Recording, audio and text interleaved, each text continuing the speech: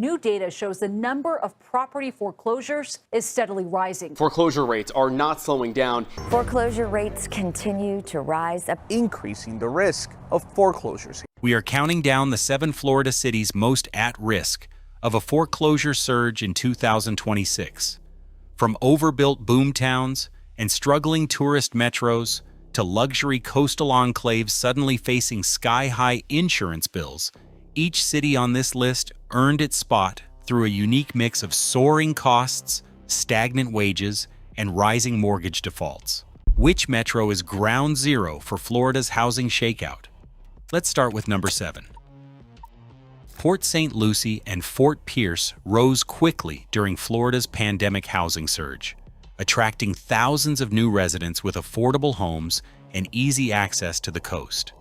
By late 2025, the boomtown glow is wearing thin. Foreclosure filings here are up 18% year over year, according to ATTOM, and the signs of stress are everywhere. For sale signs linger, inventory has jumped 22%, and prices have stalled near $405,000 after years of rapid gains. The pressure is not coming from collapsing demand, but from a cost structure that no longer fits the typical homeowner's budget. Insurance premiums have doubled or even tripled since 2020, with most inland homes now paying between $2,800 and $4,500 a year, still far below the eye-watering rates seen in Miami or Cape Coral, but enough to shock buyers who locked in mortgages when rates and insurance costs were lower. For a small but growing group, those in oceanfront or high-risk zones, or on last resort citizens policies, premiums can spike above $7,000, sometimes even $10,000. These sudden jumps often trigger escrow shortages, pushing monthly payments hundreds of dollars higher overnight.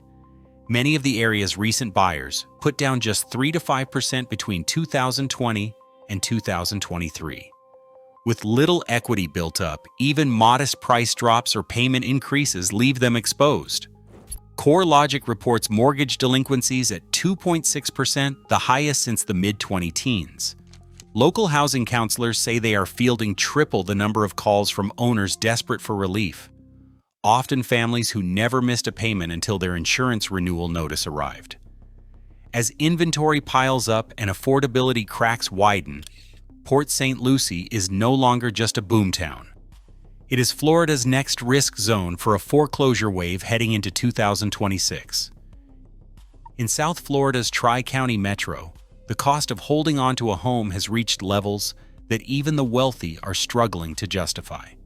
Miami, Fort Lauderdale, and West Palm Beach are now posting their first double-digit increase in foreclosure filings since 2012, according to Adam's latest data. The pressure is not limited to modest homes. Luxury properties are front and center. In Palm Beach County, active listings have jumped 18% in a single year, and median prices have slipped 5% since the middle of 2024. For high-end condos and oceanfront homes, insurance premiums have soared past $20,000 a year, even in gated communities with strict building codes. Redfin agents report that $1 million plus condos are now sitting on the market 2 to 3 times longer than they did just 3 years ago. Many owners faced with renewal notices that rival the cost of a new car are opting to sell or walk away. A broker in Miami Beach describes clients who once paid $8,000 a year for coverage now being quoted $25,000, prompting a wave of distress listings at the top of the market. Broward County foreclosure filings are up 15% year over year. Mortgage servicers confirm that the new wave of defaults is coming from affluent neighborhoods, where owners are recalculating the value of staying put in the face of spiraling costs. The days when South Florida's luxury segment seemed insulated from risk are over. One regional analyst said this is not about subprime borrowers anymore. The numbers just do not work for anyone. The result is a region where even the most desirable addresses are no longer immune to the financial strain sweeping across Florida's housing market. Orlando's housing market, once fueled by a steady flow of tourists and short-term rental investors, is facing a new kind of pressure in 2025. Foreclosure filings in the Orlando, Kissimmee, and Sanford metropolitan area are up 22% year over year, according to Adam. The underlying problem is not just higher costs, it is shrinking income for owners who counted on vacation rentals to cover their mortgages. AirDNA reports that average rental income for Orlando short-term rentals has dropped 9% in the past year, with occupancy rates slipping as global travel demand cools and competition among hosts intensifies. Many investors who bought during the pandemic boom, often with adjustable-rate mortgages, are now struggling to fill their calendars even after slashing nightly rates. For a typical property, median home prices hover around $410,000, down 3% from a year ago. Inventory is rising.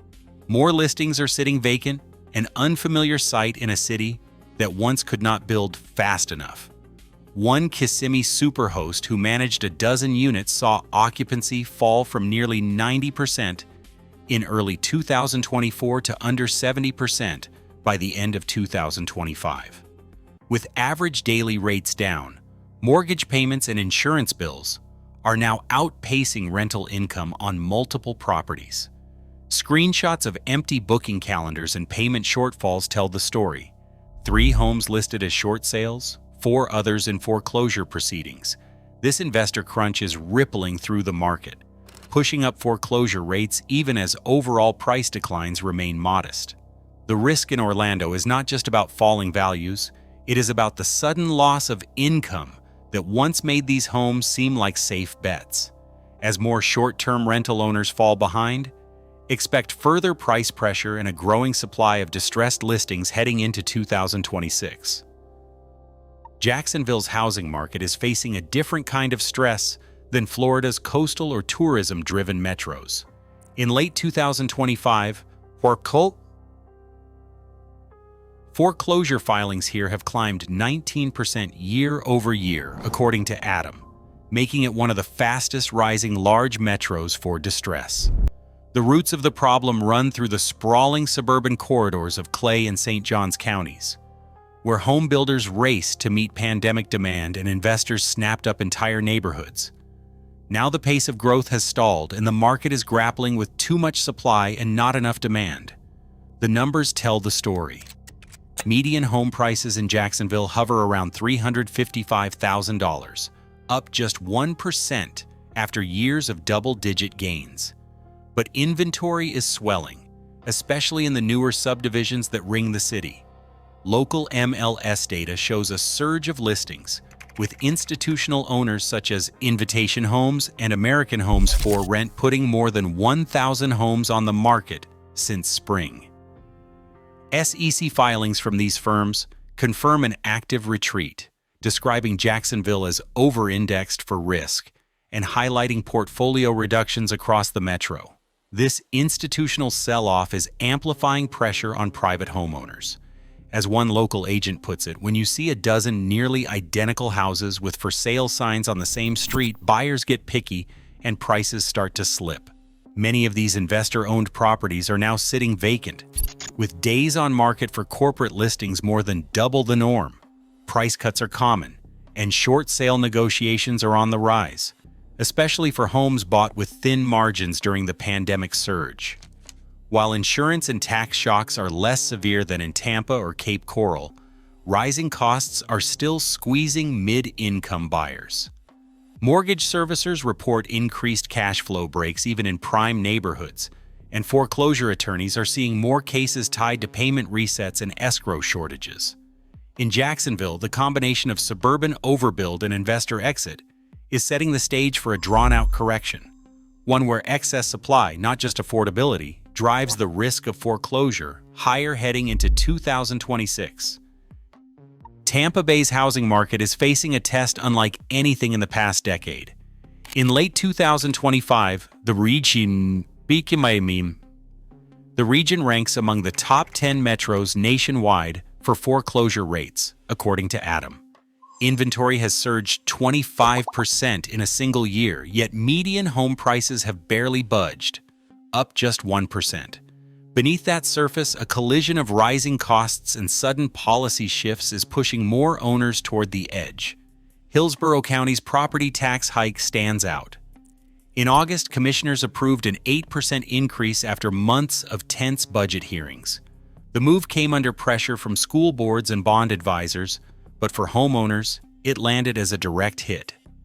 Tax bills arriving this fall show hundreds, even thousands, in new annual charges. For many, these increases arrive alongside insurance premiums that have already doubled since 2020, especially in neighborhoods where carriers like Chechepoye and bankers have pulled out, citing unprofitability after recent storms. When both insurance and taxes go up, the impact lands in the escrow account. Mortgage servicers, required by federal law to recalculate escrow annually, are sending out shortage letters in record numbers. At Wells Fargo's Tampa Servicing Center, staff processed more than 10,000 such notices in a single week this June. Internal memos later leaked described a new protocol. Borrowers behind on these larger payments would be moved into expedited pre-foreclosure review, especially in zip codes flagged for high risk. Customers that week complained that their payment just jumped by $400 overnight, and they did not know what changed. CoreLogic's latest data puts Tampa Bay's mortgage delinquency rate at 3.1%, the highest since 2013. Most of these new delinquencies are not tied to job loss or falling home values, but to a simple math problem. When escrow payments spike, many owners cannot keep up. Servicers offer repayment plans, but for families already stretched thin, there is little room to maneuver. Each missed payment increases the risk of default, and with inventory piling up, the safety net of a quick sale is gone. The result is a broad, data-driven escalation. Tampa Bay's housing market, long viewed as a pillar of Florida's growth, is now at the center of a cost shock that is tipping thousands of families toward foreclosure. The mechanics are clear: tax hikes, insurance withdrawals, and a mortgage system that demands every bill be paid on time. For homeowners caught in the squeeze, the warning signs are no longer hidden. They arrive by mail in the form of higher bills and urgent notices.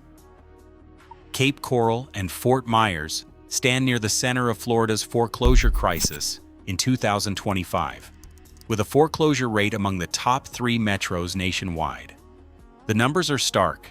Foreclosure filings in Lee County are up 28% year over year, and the median home price has fallen to around $410,000, down as much as 9% from a year earlier, according to Redfin. But behind those numbers is a story of disaster costs that keep compounding long after the storm clouds have cleared.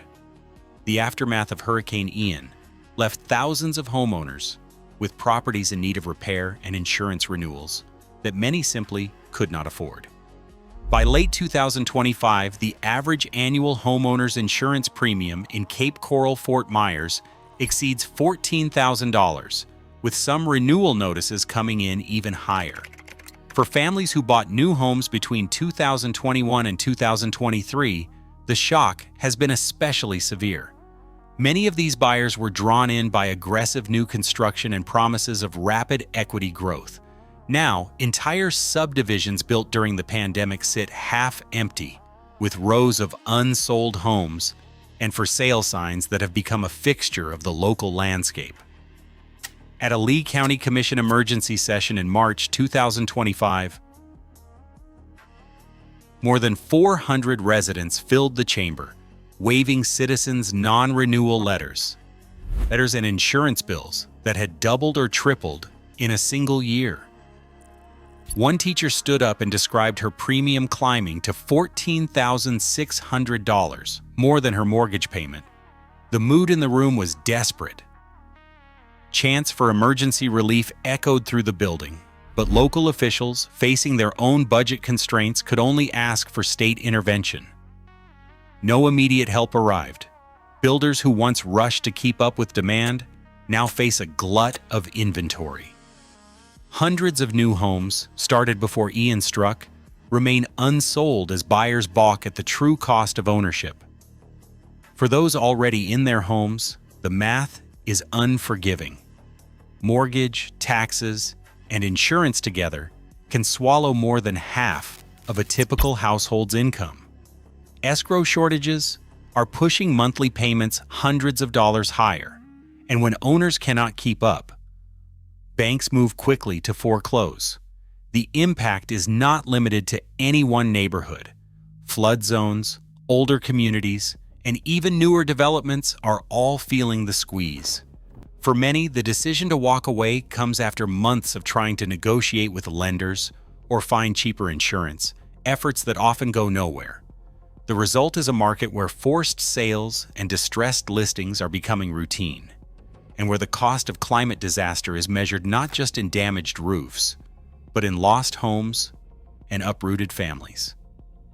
In Cape Coral-Fort Myers, the wave of foreclosures is not a distant threat. It is already here, reshaping the region home by home. Lakeland Winter Haven stands at the epicenter of Florida's foreclosure crisis. By late 2025, ATTOM data shows this metro posting the highest foreclosure rate in the country.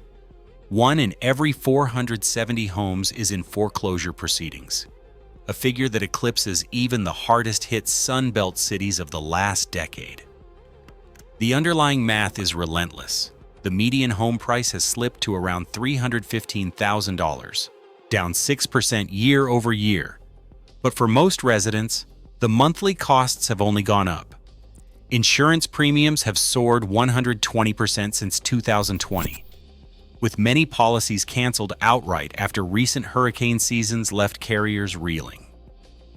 For a typical household earning about $63,000 a year, the combined burden of mortgage and insurance now consumes more than 45% of income, a level that financial analysts warn is unsustainable.